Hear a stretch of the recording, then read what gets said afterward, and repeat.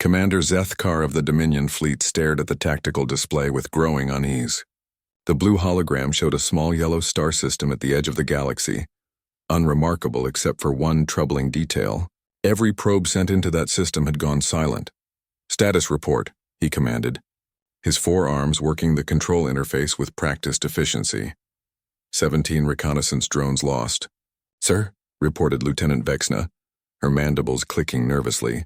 "The last transmission showed primitive structures on the third planet before all contact ceased." Zethkar's compound eyes narrowed. In his 3 centuries of service to the Dominion, he had conquered 47 star systems.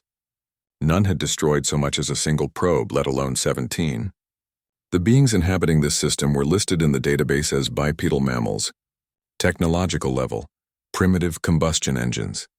Such creatures should pose no threat to Dominion technology. "Perhaps there's interference from the star," suggested Science Officer Kraloth. Though his tone lacked conviction, solar radiation could disrupt our signals. "Negative," Vexna replied, consulting her instruments. "The star is stable, Class G, well within normal parameters. Something else is destroying our probes." The bridge fell silent except for the humming of the ship's massive engines. The DNV Subjugator, a dreadnought-class vessel stretching 12 kilometers from bow to stern, housed 50,000 Dominion troops.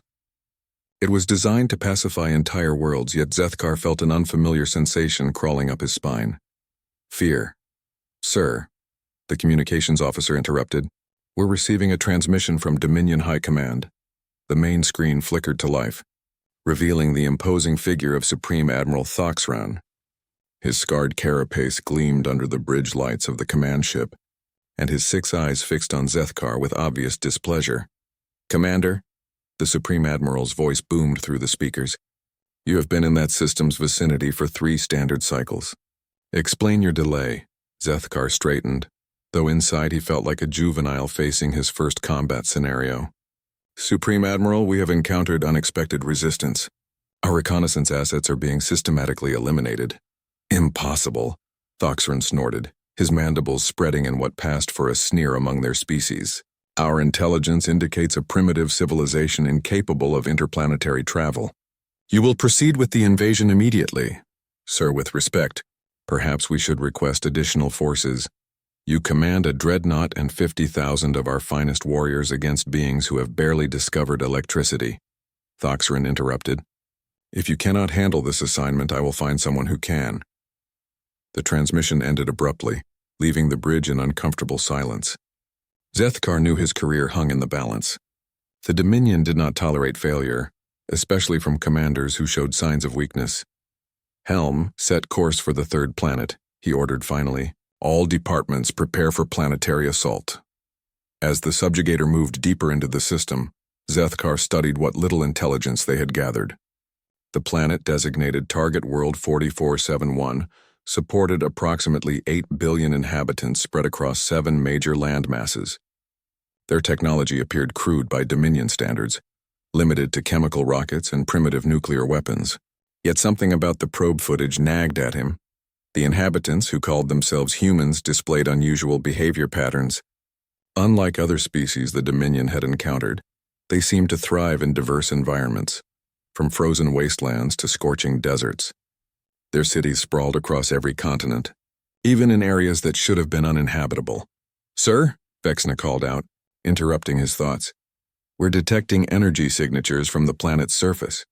Multiple launch sites are activating." "Show me," Zethkar commanded. The display zoomed in on the planet's surface, revealing hundreds of bright flashes erupting from various locations. Primitive missiles were lifting off from every continent, their exhaust trails creating a network of ascending lines against the planet's blue atmosphere. "Chemical propulsion," Kraloth observed dismissively. "Their weapons cannot possibly reach us at this distance. We're well beyond their technological capability." But Zethkar wasn't so sure. He had learned to trust his instincts during his long military career, and those instincts were screaming warnings. "Raise defensive screens," he ordered. "All weapons to ready status, sir." Vexna looked confused. "Against primitive rockets?" "Do it." The crew scrambled to comply, though Zethkar could sense their bewilderment. The subjugator's energy shields hummed to life, creating an invisible barrier capable of deflecting asteroid impacts. Its weapon systems, designed to crack planets, powered up with barely contained energy. On the display, the human missiles continued their ascent. But something was wrong.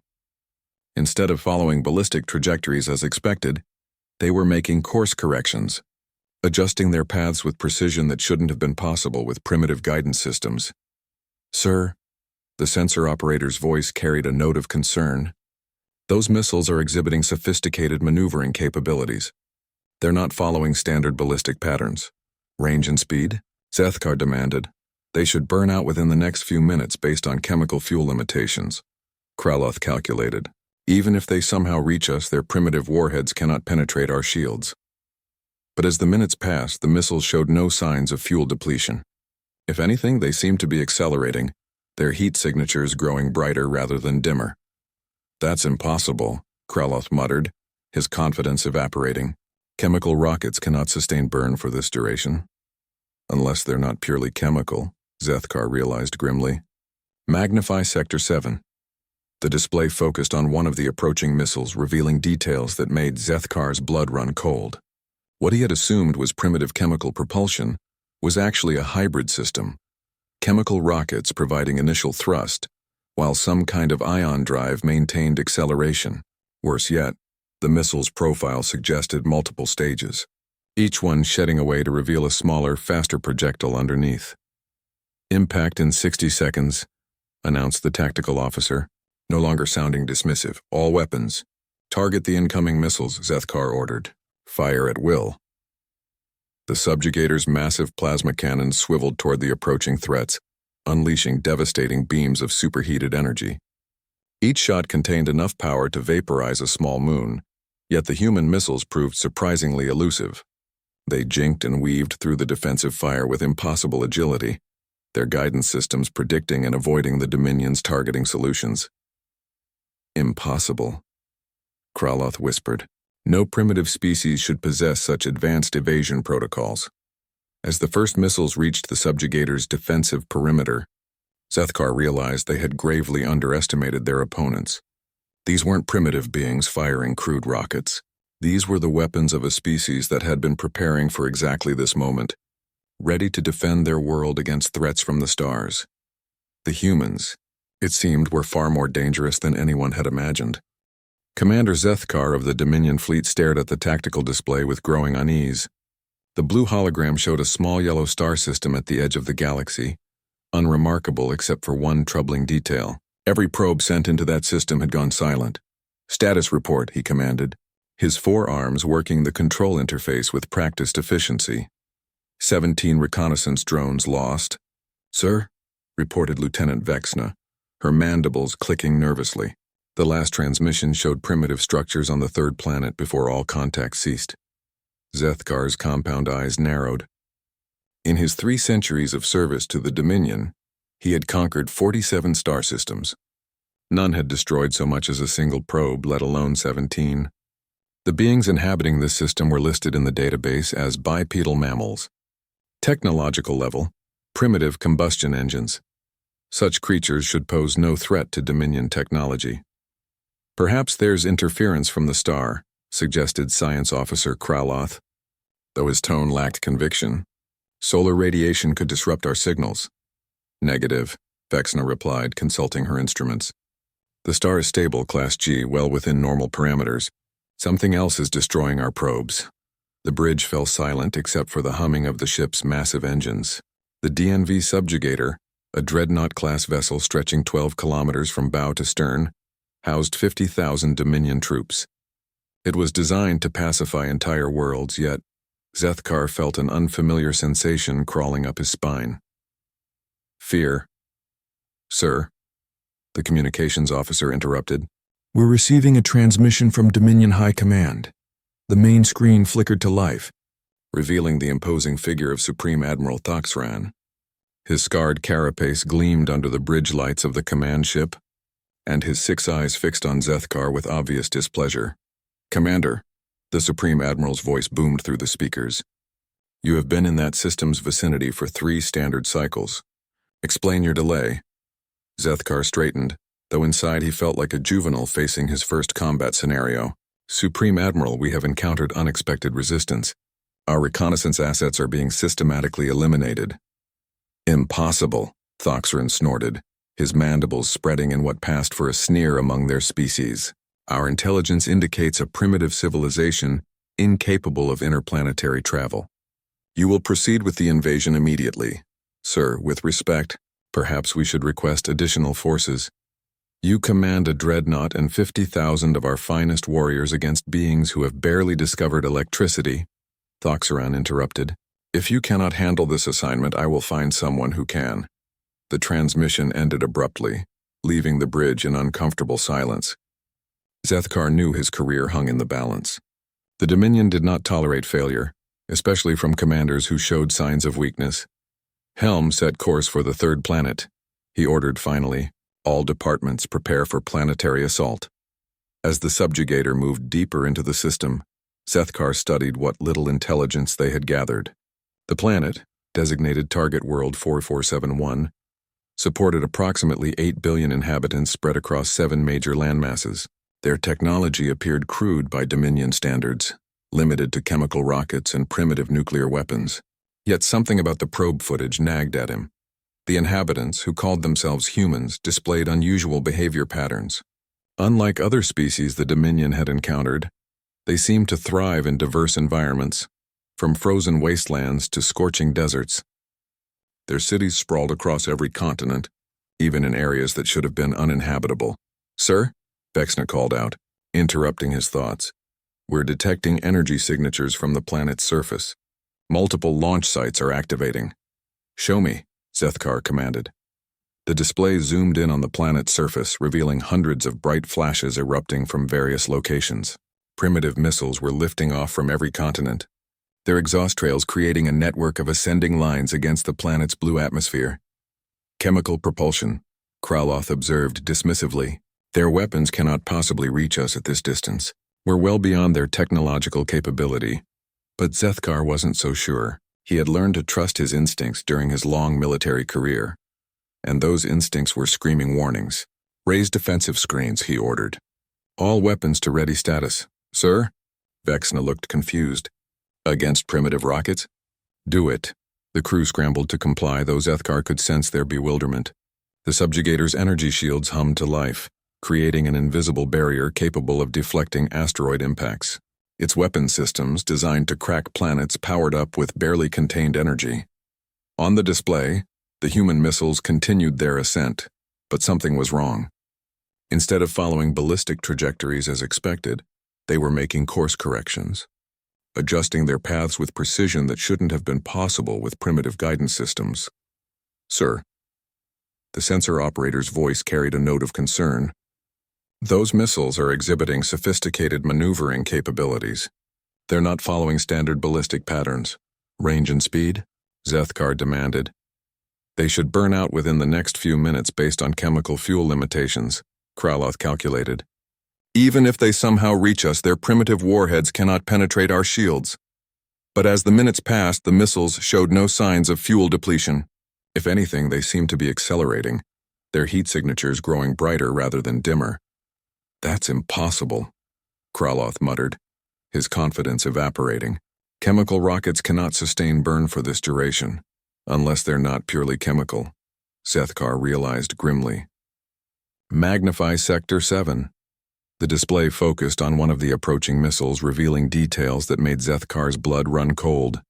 What he had assumed was primitive chemical propulsion was actually a hybrid system, chemical rockets providing initial thrust, while some kind of ion drive maintained acceleration.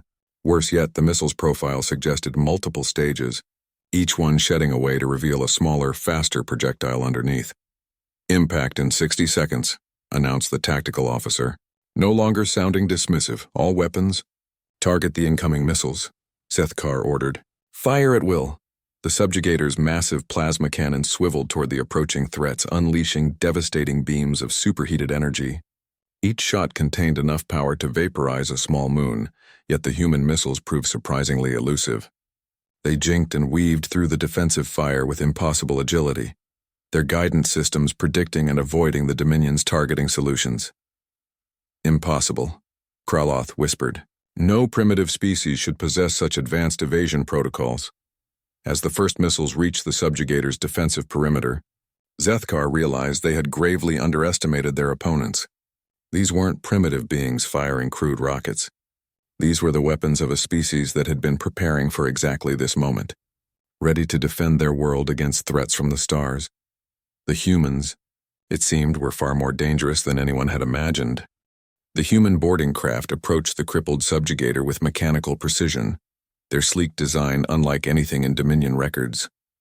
Where Dominion ships relied on brute force and intimidating bulk, these vessels moved with elegant efficiency, their hulls gleaming with what appeared to be adaptive armor plating. "Commander," Vexena reported, watching the sensor displays with growing concern, "their boarding craft are using some kind of stealth technology. I can barely track them." Zethkar studied the approaching vessels through the observation port, noting how they seemed to shimmer and blur at the edges. Adaptive camouflage, he realized grimly. Another technology they weren't supposed to possess. The lead craft docked with the subjugator's main airlock with barely a tremor, demonstrating a level of piloting skill that impressed even seasoned Dominion officers. Within moments, cutting tools were working on the outer doors, their intense heat signatures visible through the hull sensors. "Sir," the security chief, Major Claxton, approached with obvious reluctance. "Should we prepare a defensive position?" Zethkar considered the question for a moment before shaking his head. "No. We've seen what these humans can do with their weapons. Any resistance would only result in unnecessary casualties among our crew." The airlock doors slid open with a hiss of equalizing pressure, revealing the first humans the Dominion crew had ever seen in person. They were smaller than expected, standing only about 2 meters tall compared to the average Dominion warrior's 3 meters. But they moved with a fluid confidence that spoke of extensive combat experience. The lead human removed her helmet, revealing General Chen's face.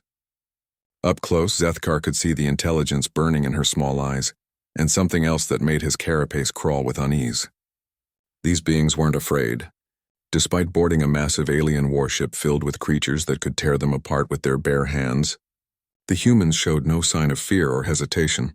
"Commander Zethkar," General Chen said, consulting a small device that apparently translated languages in real time.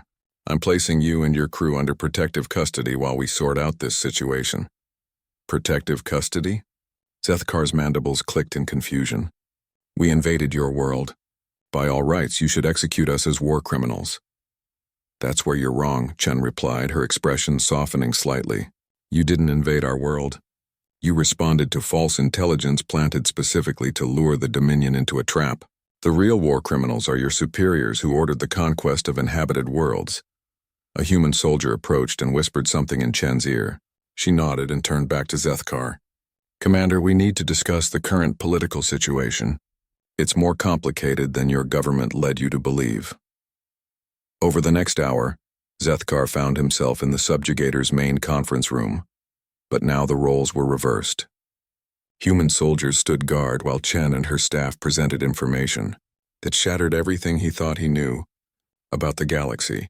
"The Dominion has conquered 47 star systems in the past century," Chen began, activating a holographic display that showed familiar stellar cartography from an unfamiliar perspective. "What your leaders haven't told you is that several of those civilizations sent distress signals before they fell." The display zoomed in on various star systems, showing communication logs and sensor readings that had never appeared in Dominion intelligence briefings. "We've been in contact with refugee populations from at least 12 conquered worlds. They've been sharing intelligence about Dominion tactics, ship designs, and invasion patterns." Zethkar stared at the data in growing horror. "That's impossible. The Dominion's information control is absolute. No communication could reach unconquered worlds without our knowledge." "You're thinking in terms of traditional hyperspace communications," explained Dr. Martinez, one of Chen's technical advisors. "The refugee civilizations developed quantum entanglement communication networks that operate outside normal spacetime. Your sensors can't detect them because they exist in parallel dimensions. Furthermore," Chen continued, 3 of the primitive worlds your forces conquered were actually advanced civilizations that deliberately concealed their technology. They allowed themselves to be conquered as part of a larger intelligence gathering operation. The implications hit Zethkar like a physical blow. You mean the Dominion has been feeding false information about our targets? Not exactly false, Chen clarified. More like incomplete. The civilizations you conquered were exactly as primitive as reported, but only because they chose to appear that way. Meanwhile, their real populations and advanced technology were hidden in underground cities, orbital habitats, and even parallel dimensions. Dr. Martinez activated another display showing cross-sections of seemingly barren worlds that actually contained vast underground metropolises. The Dominion surface scans were accurate, but they only scanned the surface. The real civilizations were living kilometers underground, powered by geothermal energy and protected by sophisticated stealth systems. This is madness, Zethkar protested. No civilization could maintain such deception on a galactic scale. Not one civilization, Chen agreed.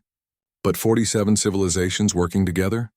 Sharing resources, technology, and intelligence. That's exactly what's been happening.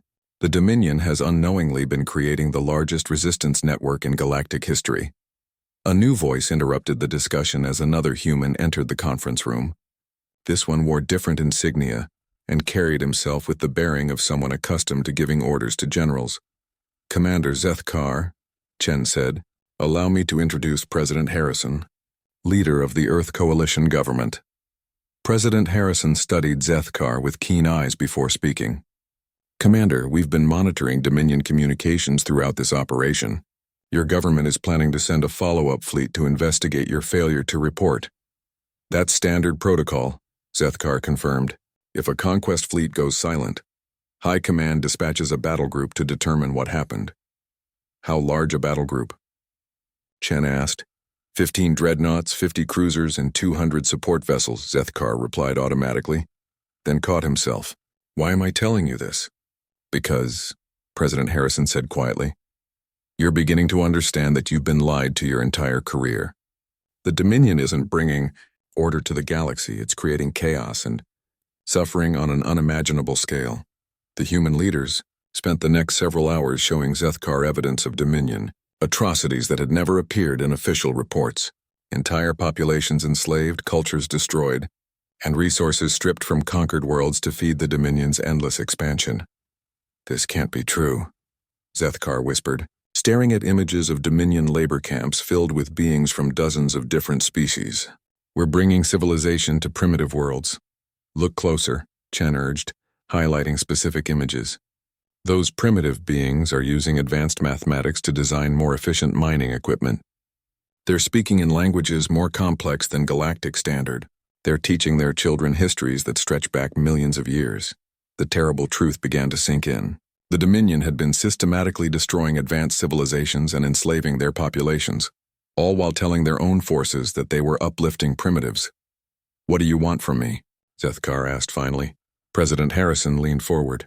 We want you to help us send a message to that incoming battle group. Not a message of surrender or defeat, but a message that will make them think twice about continuing this madness. And what message would that be? General Chen smiled that disturbing human expression again. The truth.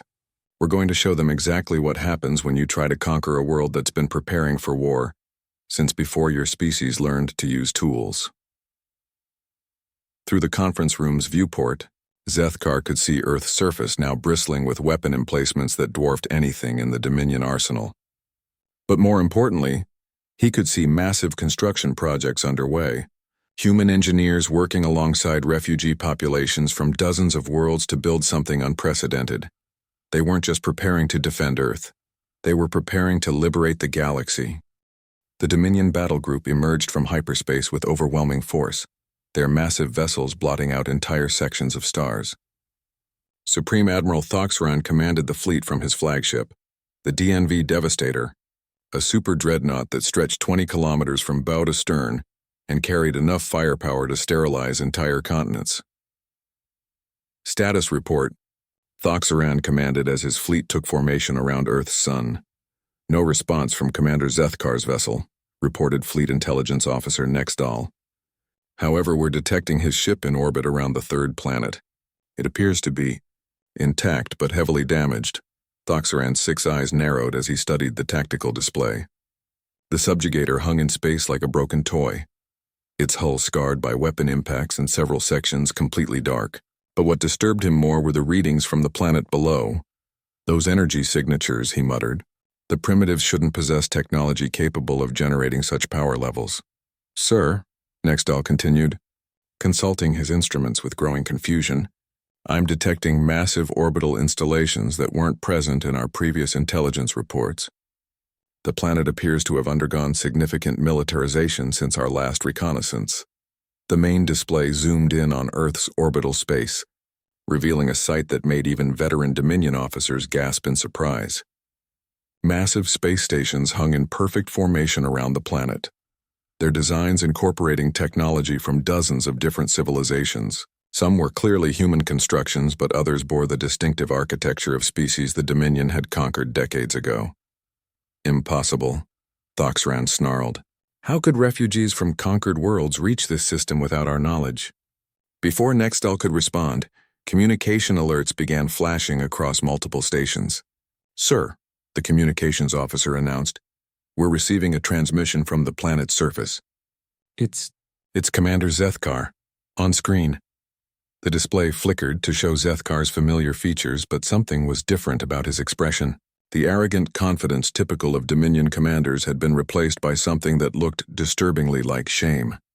Supreme Admiral, Zethkar began, his voice heavy with emotion, I must report that our intelligence regarding this system was gravely inaccurate.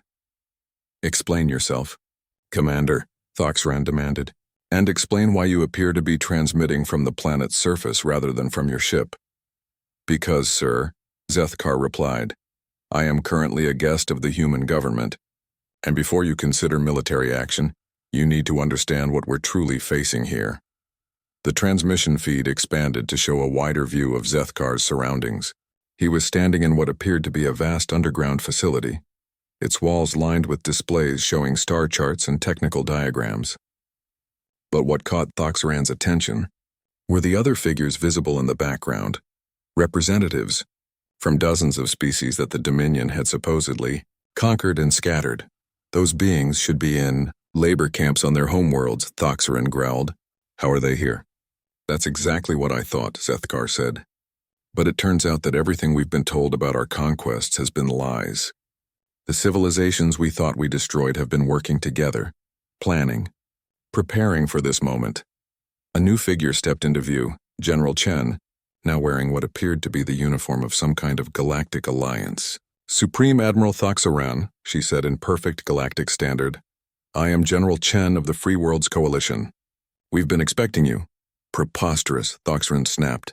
I command 15 dreadnoughts and 50 cruisers. Your primitive world cannot possibly threaten this fleet. You're right, Chen agreed. Earth alone couldn't threaten your fleet. But Earth isn't alone anymore. The display split to show multiple views from around the solar system. Massive fleets were decloaking near each of the outer planets, ships bearing the designs of civilizations the Dominion had conquered over the past century. But these weren't the primitive vessels described in intelligence reports. These were advanced warships that rivaled or exceeded Dominion technology. How is this possible? Thoxran demanded. Simple, Chen explained. Every time the Dominion conquered a world, they left behind underground resistance movements. Those movements have been building ships, developing new weapons, and coordinating their efforts across dozens of star systems. The conquered populations you thought you controlled have been using your own infrastructure to build a rebellion.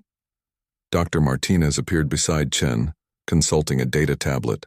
We've been analyzing the Dominion's expansion pattern for decades. Every conquered world provided resources and technology that were shipped to construction facilities throughout your empire. What you didn't realize is that the conquered populations were deliberately introducing design flaws and hidden communication systems into everything they built. You mean, Thoxran's voice trailed off as the implications became clear. Every ship in your fleet contains components built by resistance members, Chen confirmed. Hidden transmitters, programmed weaknesses, even remote shutdown capabilities. We know the exact specifications of every vessel in your battle group because our people helped build them. On cue, warning alarms began sounding throughout the Dominion fleet. Ships reported system malfunctions, communication breakdowns, and mysterious power fluctuations. Weapons that had functioned perfectly for years suddenly failed targeting protocols, while defensive systems activated random lockdown procedures. "This is sabotage," Thoxran roared. "This is justice," corrected a new voice as another figure joined the transmission. Thoxran recognized her immediately. High Counselor Valana of the Zelith Republic, supposedly executed after her world's conquest 15 years ago. "Impossible," Thoxran whispered. "You're dead. I saw the execution footage myself." "You saw what we wanted you to see," Valana replied calmly. "A carefully crafted hologram while the real leadership escaped through dimensional gateways. We've been watching, learning, and preparing ever since." The tactical display showed the true scope of their situation. Coalition fleets had surrounded the Dominion battle group completely, their ships emerging from stealth fields that had hidden them from all sensors. More importantly, each coalition vessel was broadcasting detailed scans of Dominion ship configurations, revealing every weakness and vulnerability. Supreme Admiral, Fleet Captain Kolseth reported from the cruiser DNV Predator, "Our targeting systems are completely compromised. The enemy knows our weapon configurations better than we do." "How many ships are we facing?" Thoxran demanded. Nextall consulted his instruments with shaking hands. "Conservative estimates, sir. 3,000 vessels, all of advanced design, all armed with weapons specifically designed to counter our technology." 3,000? Thoxran couldn't hide his shock. "That's impossible. Our intelligence shows no shipyards capable of such production." "Your intelligence shows what it was allowed to see," Chen explained. "The Free Worlds Coalition has been using mobile construction platforms hidden in asteroid fields, nebulae, and parallel dimensions. We've been building this fleet for 50 years, waiting for the right moment to reveal ourselves." President Harrison appeared in the transmission, his expression grave but determined. "Supreme Admiral, you have one chance to avoid unnecessary bloodshed. Order your fleet to power down weapons and prepare to be boarded. Your crews will be treated with dignity and respect, but the Dominion's reign of conquest ends today."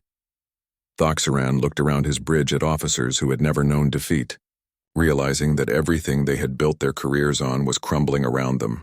The Dominion's military might was built on conquered populations who had been secretly undermining them for decades. "And if I refuse?" he asked. "Then you'll discover what happens when 47 conquered civilizations stop holding back their true capabilities," General Chen replied. "The choice is yours, Supreme Admiral. Surrender now or learn why the galaxy's greatest military powers fell to species they considered primitive." The coalition fleets powered up their weapons simultaneously, creating energy signatures that dwarfed anything the Dominion had ever recorded. Thoxran realized with growing horror that the Dominion hadn't been conquering advanced civilizations. They had been walking into an elaborate trap that had taken centuries to prepare. Supreme Admiral Thoxran's hands trembled as he reached for the fleet-wide communication controls. Around him, his bridge crew watched in stunned silence as their instruments displayed readings that defied everything they understood about galactic warfare. The Coalition fleet had not only surrounded them, but was actively demonstrating technological capabilities that shouldn't exist. "All vessels," Thoxran's voice carried across the Dominion battle group. "Power down weapons and prepare for negotiation." The word felt like poison in his mouth. The Dominion had never negotiated. They conquered, they dominated, they imposed their will through superior force. But superior force meant nothing when the enemy had spent decades learning every secret of your technology. "A wise decision," General Chen responded from the planet's surface. "Boarding parties are en route to your vessels. Please ensure your crews remain calm and cooperative." As coalition ships approached each Dominion vessel, Thoxran found himself studying the alien designs with grudging admiration. These weren't hastily constructed rebellion ships. They represented decades of careful engineering, combining the best technologies from dozens of civilizations into something entirely new. "Sir," Nexidal reported quietly, "I'm analyzing the approaching vessels. Their design incorporates Zelith energy shielding, Corvin plasma technology, human manufacturing techniques, and at least 12 other technological signatures. Stolen technology," Thoxran muttered. "Actually," came a new voice as another figure joined the transmission feed, "collaborative technology." Thoxran recognized the speaker immediately, Chief Engineer Maltek of the Corvin Industrial Guild, supposedly killed during the Corvin conquest 23 years ago. But here he stood very much alive and wearing the insignia of the Free Worlds Coalition, Moltek, Thoxran growled. Your people were pacified decades ago. Our surface cities were pacified, Moltek corrected. Our real civilization survived in the planet's molten core, where your forces couldn't follow. We've been observing Dominion occupation forces and feeding false information to your intelligence networks, while our real population remained hidden. Dr. Martinez stepped forward with another data tablet. Supreme Admiral, we need you to understand the scope of what's been happening. Every conquered world the Dominion occupies contains only about 10% of the actual population. The remaining 90% evacuated to hidden colonies, underground cities, or dimensional pocket universes before your forces arrived. The implications staggered Thoxran. That means the Dominion controls empty cities filled with automated systems and holographic populations, General Chen confirmed. Your occupation forces are guarding ghost worlds while the real civilizations have been rebuilding elsewhere. A new transmission window opened, showing the bridge of a coalition vessel approaching the Devastator. The captain was a being Thoxran didn't recognize, tall, crystalline features that suggested silicon-based biology, with energy patterns flowing beneath translucent skin. Supreme Admiral, the crystalline being spoke in harmonious tones, I am Captain Synthesis of the Unity Collective. My species achieved interstellar travel while your ancestors were still developing written language. We allowed ourselves to be conquered by the Dominion because we were curious about your expansion motivations. Impossible, Thoxran protested. Our archives show the Silicon Collective was destroyed in the Great Purge 40 years ago. Your archives show what we wanted them to show, Captain Synthesis replied. We exist partially outside normal space-time, Supreme Admiral. Your weapons cannot destroy beings who exist in 11 dimensions simultaneously. More transmission windows opened, each showing representatives of civilizations the Dominion thought it had conquered or destroyed. The Aquatic Depths Federation, supposedly extinct for 30 years, the hive mind clusters reportedly scattered and enslaved, the energy beings of the void realms allegedly dispersed into cosmic radiation, all alive, all organized, all working together. How? Thoxran asked weakly. Because, said a familiar voice as Commander Zethkar stepped back into view.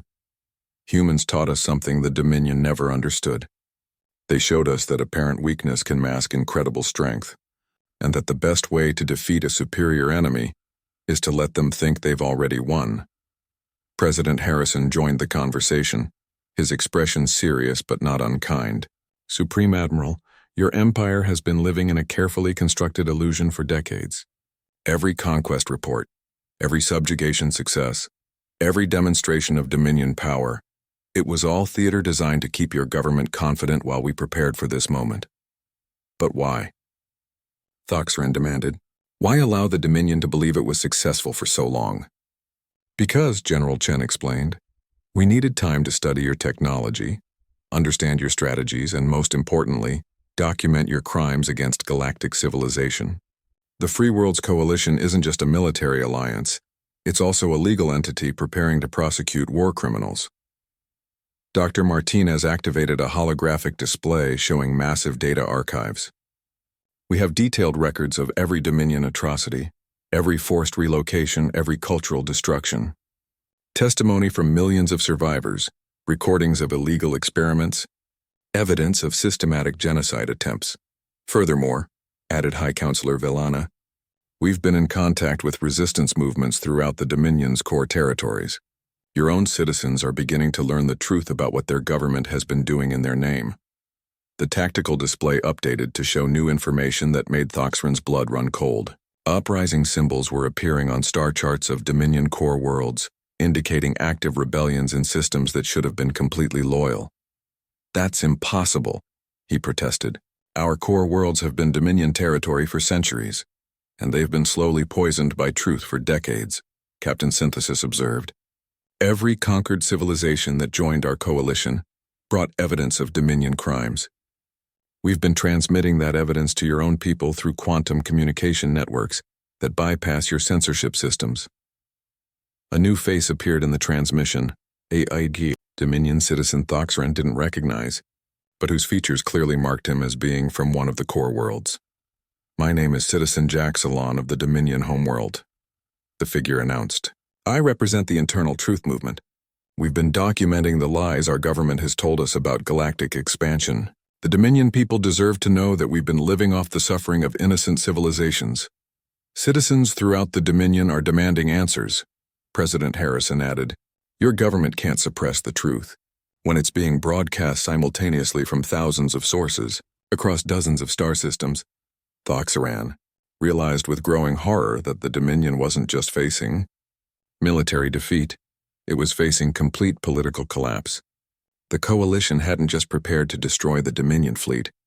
They had prepared to dismantle the entire governmental system through coordinated information warfare.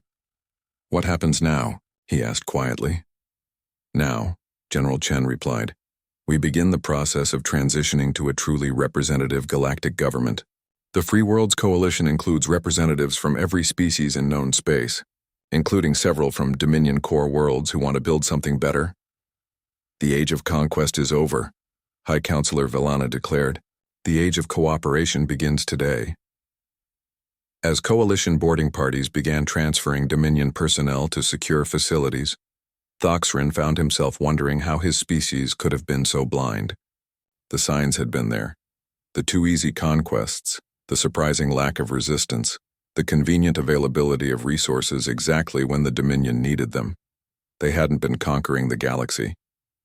They had been dancing to a tune played by their supposed victims, never realizing that the music would eventually stop. 6 months after the surrender of the Dominion fleet, the galaxy had transformed beyond recognition.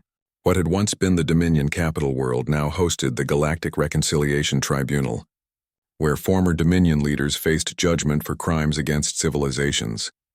Former Supreme Admiral Thoxeran found himself in an unusual position, neither prisoner nor free citizen, but rather a key witness helping to unravel decades of governmental deception.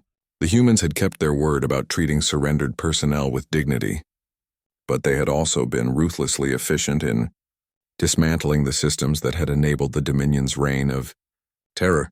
The tribunal will now hear testimony regarding the Zealoth pacification campaign, announced Presiding Judge Harmony, a member of the Crystalline Unity Collective whose neutral physiology made them ideal mediators.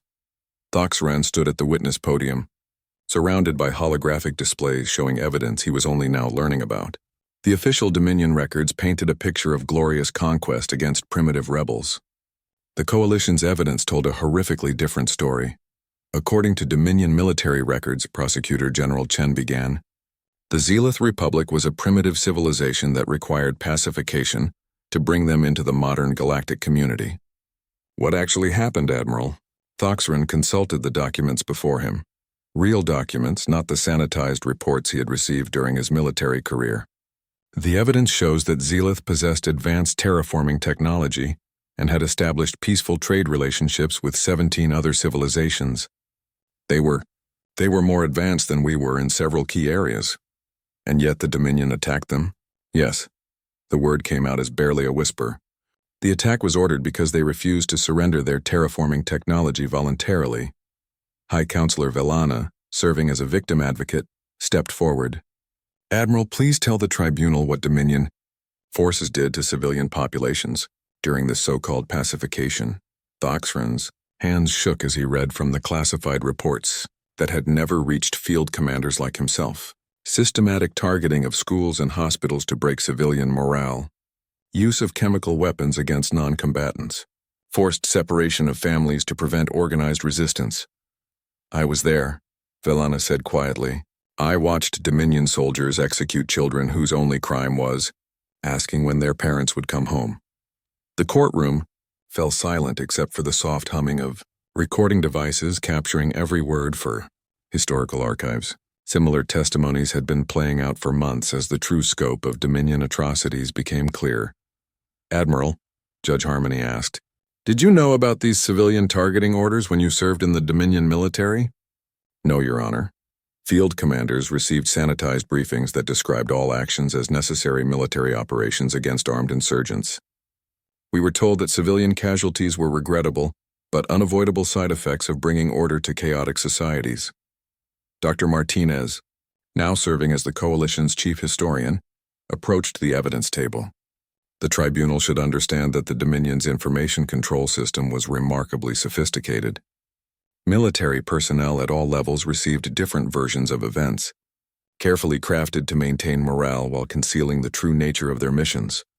However, General Chen interjected, ignorance cannot excuse the systematic nature of these crimes.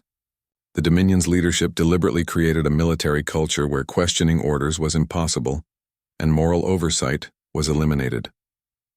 A new figure entered the courtroom, President Harrison, now serving as the elected leader of the Provisional Galactic Council. His presence indicated that something significant was about to be announced.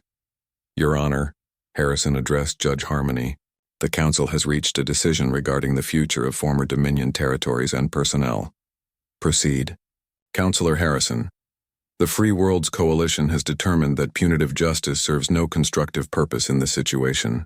Instead, we propose a comprehensive rehabilitation program designed to reintegrate former Dominion citizens into galactic society while ensuring that such abuses can never occur again. Thoxran looked up in surprise. After months of testimony revealing the true horror of Dominion actions, he had expected mass executions or permanent imprisonment for all former military personnel. The program has 3 components, Harrison continued. First, all former Dominion military personnel will undergo comprehensive education about the civilizations they were told they were conquering, learning the true histories and cultures that were suppressed from their briefings. Second, former Dominion citizens will work directly with survivor communities, participating in reconstruction efforts and cultural restoration projects. This will provide both practical assistance to recovery efforts and moral education for those who served the previous regime. Finally, Harrison concluded, former Dominion leaders will serve as permanent advisors to the Galactic Council, using their knowledge of authoritarian systems to help prevent similar abuses in the future. Judge Harmony consulted with other tribunal members before responding. This is a remarkably generous proposal, considering the scope of the crimes committed. What assurances can the Council provide that former Dominion personnel won't attempt to rebuild their previous power structure? Commander Zethkar, who had been serving as a liaison between Coalition forces and former Dominion personnel, stepped forward. Your Honor, I can speak for most of my former colleagues when I say that learning the truth about our actions has been transformative. We thought we were heroes bringing civilization to primitive worlds. Discovering that we were actually the villains in this story has forced us to completely reevaluate everything we believed. Moreover, added Chief Engineer Multek of the Corvin Guild, the new galactic communication networks make it impossible to suppress information the way the Dominion government did. The quantum entanglement networks ensure that truth reaches every corner of the galaxy simultaneously. Captain Synthesis of the Unity Collective materialized at the witness stand, their crystalline form shimmering with internal energy. The tribunal should also consider that the former Dominion represents significant technological and organizational capabilities that could benefit galactic reconstruction efforts. Excluding them entirely would waste resources that could help repair the damage they caused. Dr. Martinez activated a holographic display showing reconstruction timelines. Our projections indicate that with former Dominion assistance, we can restore damaged civilizations to their pre-conquest status within 20 years. Without their help, the same process would take centuries. There's also the question of the Dominion's own citizens, General Chen observed. Billions of beings who were kept ignorant of their government's crimes and who are now struggling to understand their place in the new galactic order. They deserve the chance to build something better. Thoxran found himself standing again, though he didn't remember making the decision to rise. Your Honor, I cannot speak for all former Dominion personnel, but I can say that many of us are desperate for the chance to make amends. We were tools of oppression, but we can become instruments of restoration. The question, Judge Harmony said thoughtfully, is whether the galaxy can afford to trust former Dominion personnel with such responsibilities. High Counselor Velana looked directly at Thoxran before answering.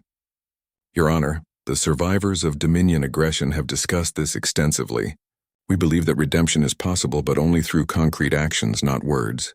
Let them prove their commitment to justice through decades of service to those they harmed. Furthermore, added a new voice as Ambassador Talar of the Hive Mind Clusters joined the conversation, the Coalition's strength has always come from diversity and inclusion. Excluding the former Dominion would contradict our fundamental principles. Judge Harmony consulted with the other tribunal members for several minutes before announcing their decision. The tribunal accepts the coalition's rehabilitation proposal with additional oversight provisions. Former Dominion personnel will work under direct supervision of survivor community representatives, with their progress reviewed annually by joint committees. Thank you, Your Honor, President Harrison replied. The real work begins now. As the tribunal session concluded, Thoxren realized that the humans had achieved something unprecedented in galactic history. They had not just defeated a superior military force. They had convinced their former enemies to become willing participants in building a better future. The age of conquest was truly over. The age of cooperation had begun. 10 years had passed since the fall of the Dominion, and the galaxy barely resembled its former self. Former Admiral Thoxren, now Director of Reconciliation Services, stood on the observation deck of Harmony Station, watching as representatives from over 300 civilizations worked together on the largest construction project in galactic history. The Galactic Archive was nearing completion, a massive repository that would preserve the history, culture, and knowledge of every known civilization. But more importantly, it would serve as a permanent reminder of what happened when diversity was suppressed in favor of uniformity. Impressive sight, isn't it? General Chen approached, her hair now gray but her spirit as determined as ever. She had refused several promotions to remain in direct contact with reconstruction efforts, claiming that paperwork was no substitute for real work.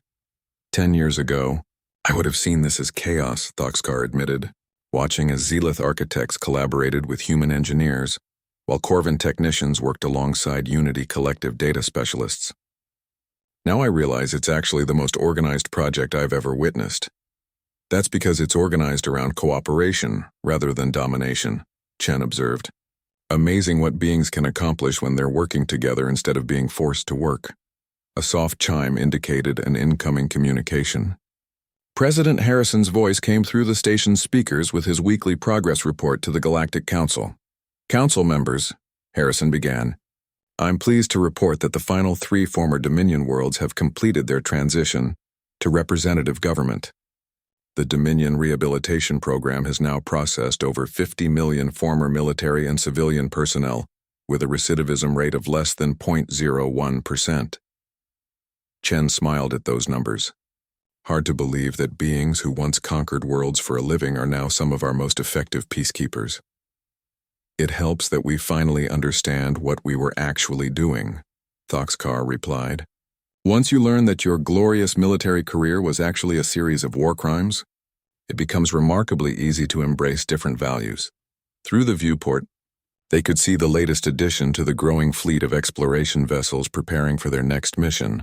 Unlike the Dominion's conquest fleets, these ships carried diplomats, scientists, teachers, and cultural specialists.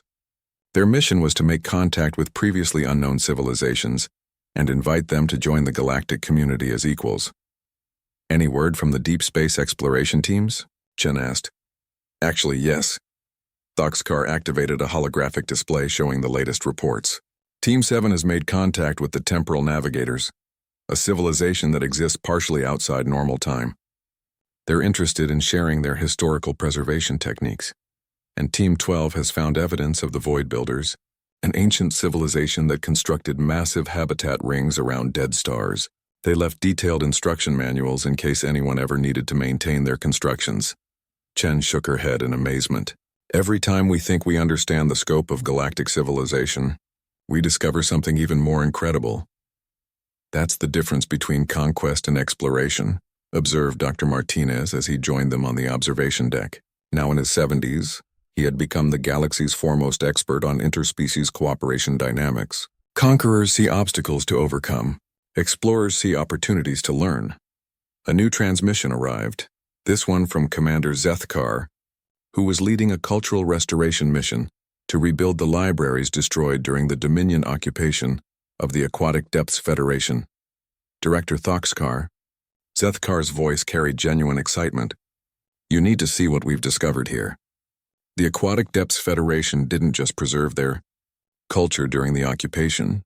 They actually expanded it by incorporating influences from every species the Dominion forced them to interact with.